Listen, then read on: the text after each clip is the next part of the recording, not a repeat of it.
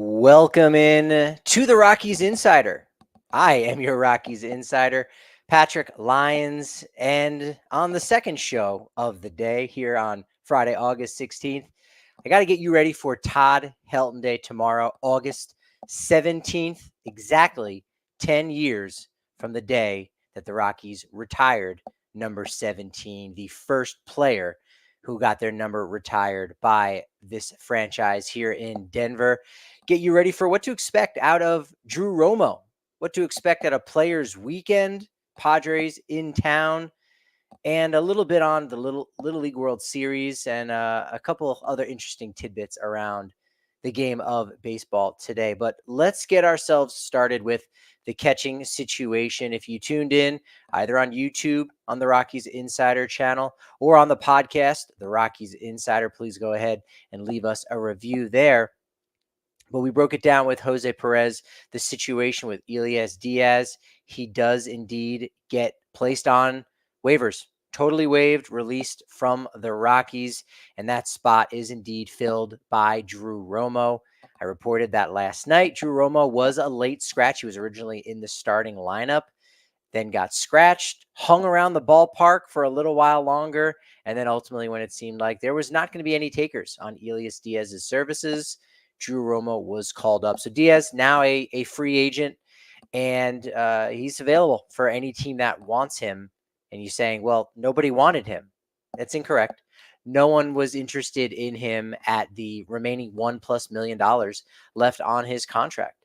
No one was interested in $1+ million at the trade deadline for him when they would have had to have parted with a prospect. Now, while they'll have to negotiate with other teams for Díaz's services, or at least say, hey, here's why you should come play with us on the Diamondbacks, or here's why you should go over here with the Cubs. You know, there's a lot of teams I think that could use a player like Elias Díaz, even in spite of his lower half issues with the two really sore and aching and beaten calves that he has. I still think he can latch on with somebody, but again, he'll be at the veterans minimum at that point, and the team did not have to part with a single prospect whatsoever. So that's a little bit of the minutia that goes on behind the scenes. Had the Rockies been a little bit more aggressive, maybe in June before these calf issues, of course, they could not have known when the calf issues were going to come up. But it is one of those reasons when, if you're not contending in a given year and your window of opportunity is still much further down the line, you got to go ahead and be a little bit more aggressive on the trade front if someone is going to be a free agent at the end of the year. Or if you just have an opportunity to maybe make a move earlier than other teams. You saw the Marlins do that with Luis Ariz, and they got back a really nice haul of prospects because of that unusual trade in May. Rockies could have possibly done the same thing. Of course, we don't live in that world, so I'm not going to be too hard on them for that. But it should be known and should be mentioned that that was a possibility, that all of last year, even this offseason, that could have been a move that was sought out. So unfortunately, Rockies get nothing for that asset. But let's focus on Drew Romo, the 22-year-old out of the Woodlands High School in Texas. What do we know about this guy? Well, he's on the 40-man roster now, on the 26-man roster. We had expected him to debut earlier in the week, talking with Kevin Henry of Just Baseball. Romo was a player that needed to be added to the 40-man roster this winter, or else he would have been exposed to the Rule 5 draft held at the winter meetings. So you know what? Might as well give him his debut now to get his feet wet just a little bit. Now, he was drafted in the supplemental first round back in 2020 MLB draft, a very short draft, but taken 35th overall out of the Woodlands High School in Texas. That's the same high school just outside of Houston that Kyle Drabek went to, son of former big leaguer Doug Drabek. And Kyle Drabek had himself a couple nice little seasons there. Jamison Taillon of the Chicago Cubs. And of course, guy who might be Cooperstown bound here in a few years, Paul Goldschmidt. So prestigious high school. And Drew Romo now adds his name to that list. Tip of the cap to Cespedes Family Barbecue, who actually pointed out earlier this morning, before news of Romo's official ascension to the Rockies was made public, that only 5 teams had yet to debut a player from the 2020 draft. Rockies will very soon here scratch his name off the list, but not yet, because he's not in the starting lineup on Friday. Now, Drew Romo in AAA hit 14 homers, 60 RBI, had a 297 batting average. That's better than the league average in the Pacific Coast League, 838. Did I mention that he's a switch hitter? That's something that makes him very intriguing.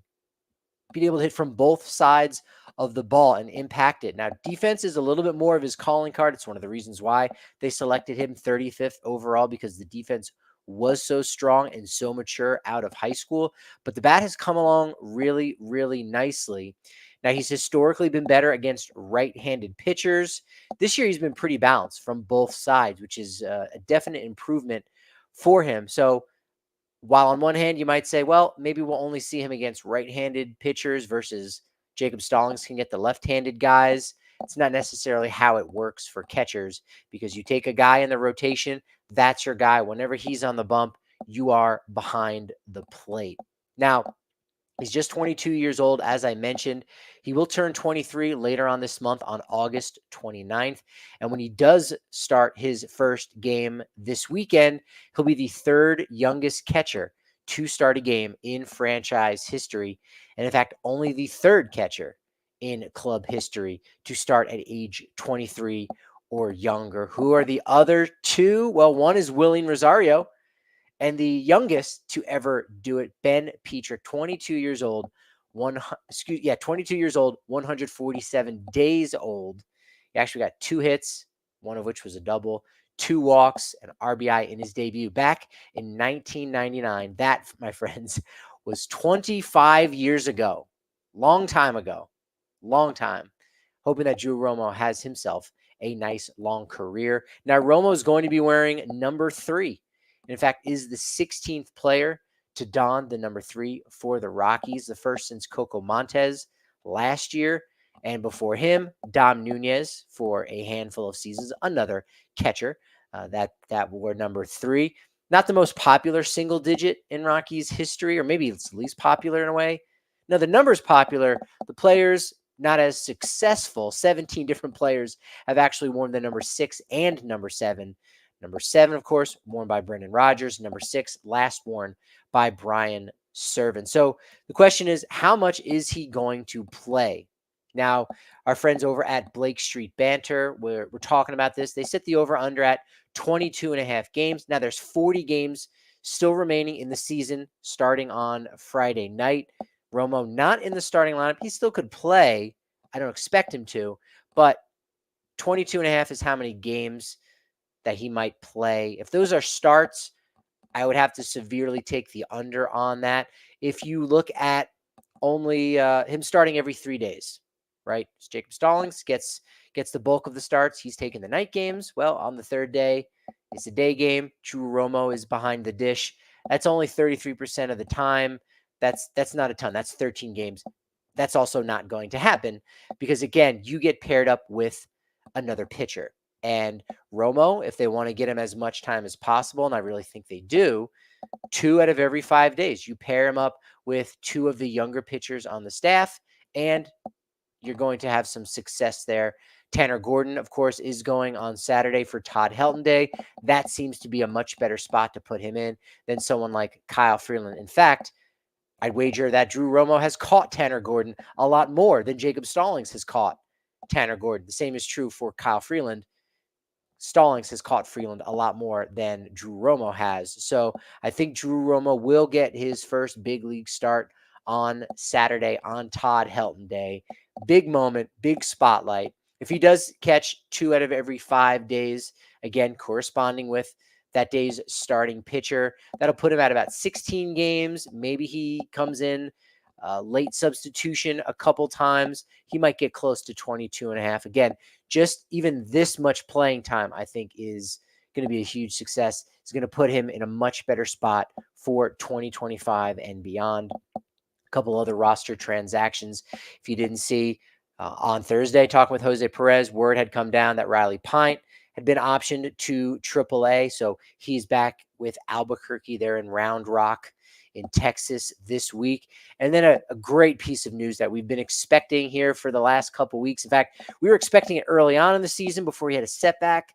Then He went on rehab assignment once more. He is now back. Lucas Gilbreth returns after 2 years away from getting Tommy John surgery. His last appearance in the majors, June 10th of 2022. So it's been 2 years.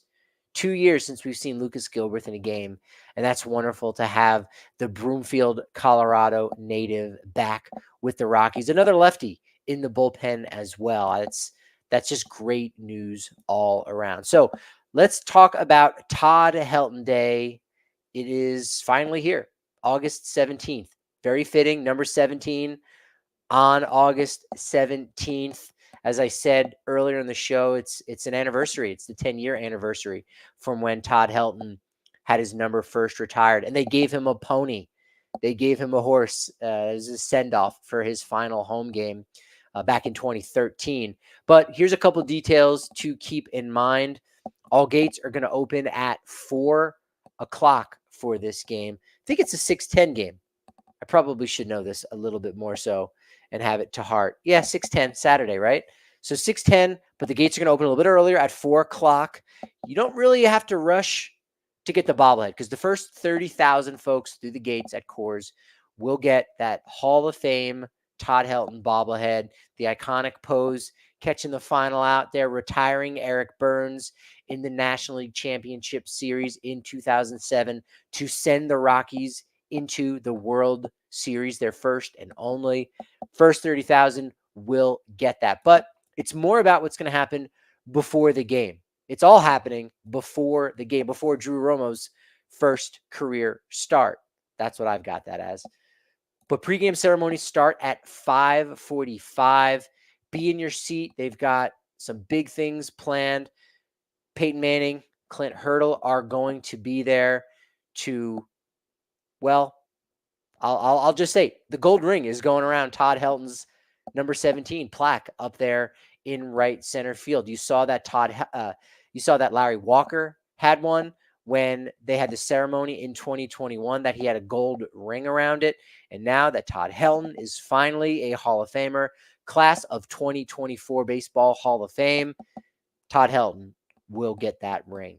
Maybe Jackie Robinson will get one soon after that. That is a very unique thing that only the Rockies have done, to my knowledge, with the gold ring around. If they don't do it for Jackie, I sort of understand because no other team is doing something like that. They're not modifying the number 42. If I get a chance to talk with Dick Monfort, that certainly will be something that I ask. Hey, well, Jackie Robinson, there's probably a lot of other pressing issues worth talking about with the operating owner of the Colorado Rockies, but maybe someday Jackie will have his.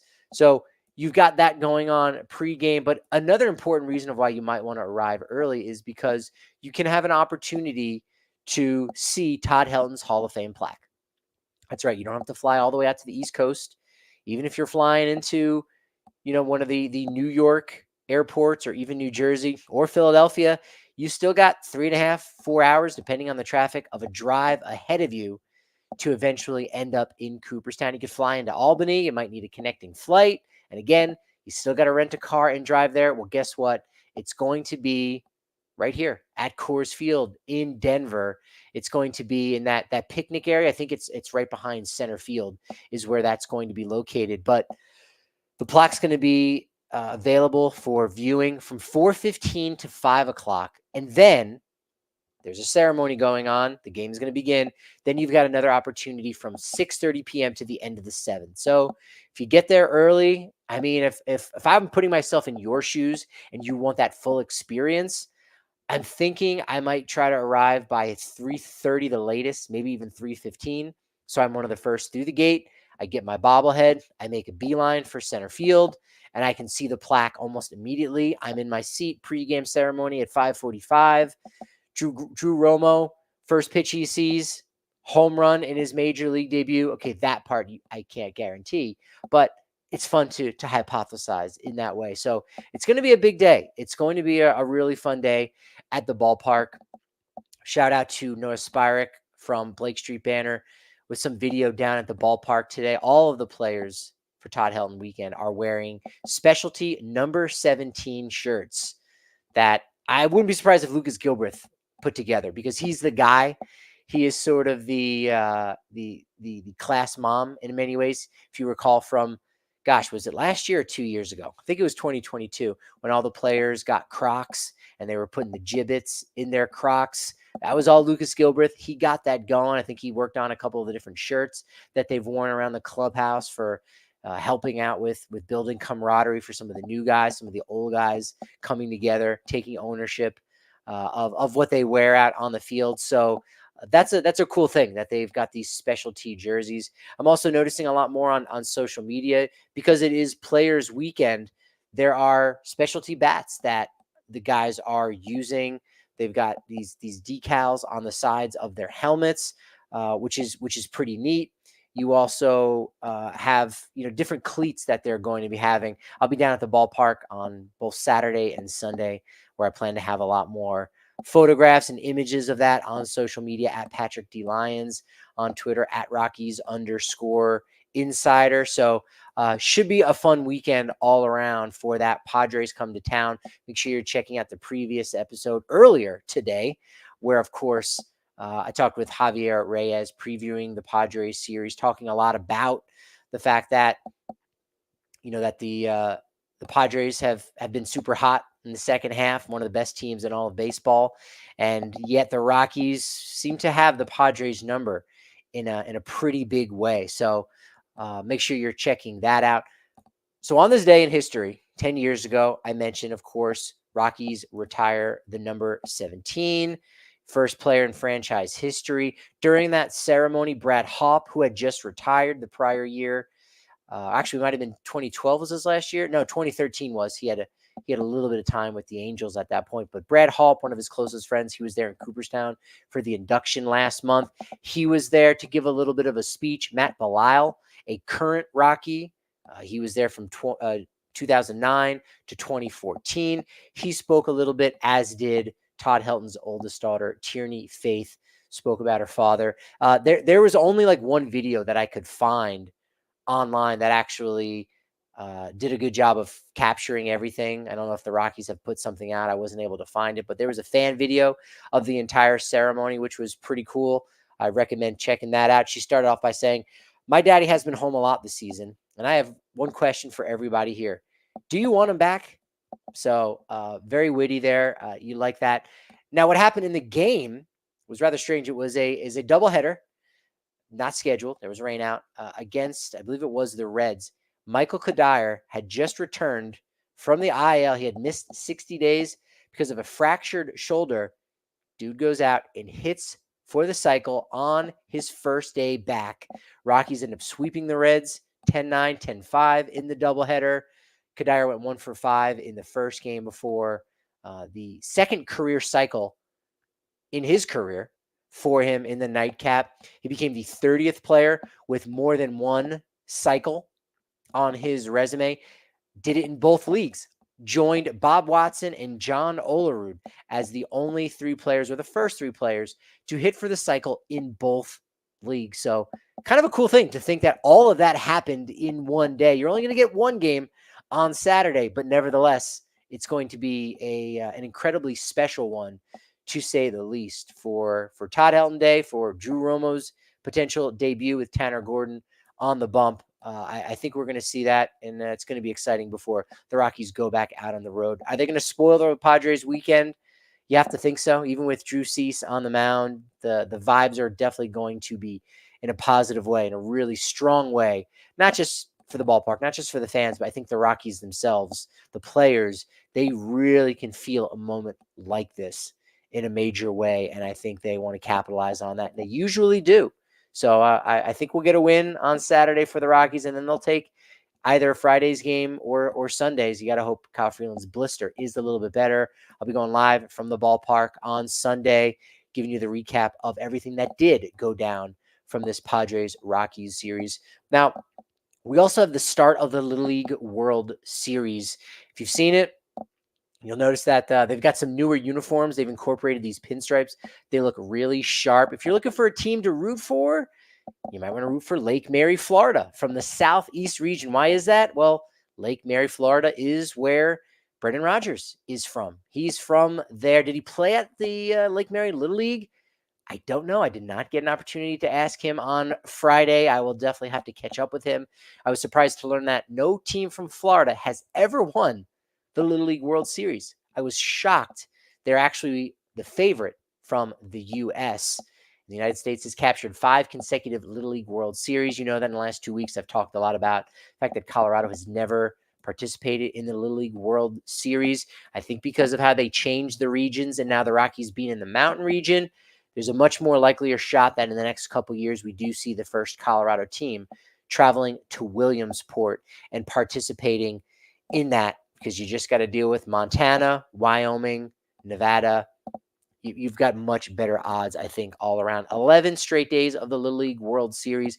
38 games will be broadcast on ESPN between August 14th, so it's already started a couple days ago, through August 26th or August 25th. Also this weekend, and so now, before we even get to the championship game, Yankees, Tigers, the Little League Classic, that's going to be on ESPN. They do that in Williamsport in a building that used to be a part of the minor leagues. They unfortunately were one of the teams that got dropped, those 43 clubs after the pandemic, when MLB shrunk down the minor leagues. We felt it here in Colorado, in this region, with the Pioneer League getting pushed away. Yes, the Pioneer League is a partner league, but by no means is it on the same level as it used to be, when teams would send affiliated players, drafted players, prospects there. Now, those prospects are going to other places. So pretty neat that the Little League Classic is still going on. They're still keeping true to that. Couple piece of background information. Rockies that participated in the Little League World Series. Well, most recently, Jurickson Profar was one of those guys representing Curacao. He actually went twice. His 2 brothers, Jerdrick and Jeremy, also represented Curacao in 2 different years. So Curacao, very much a powerhouse. So the Profars representing Curacao in 4 different Little League World Series. You had Randall Grichuk, who also went to the Little League World Series twice, 2003 and 2004, with Lamar National Little League in Texas.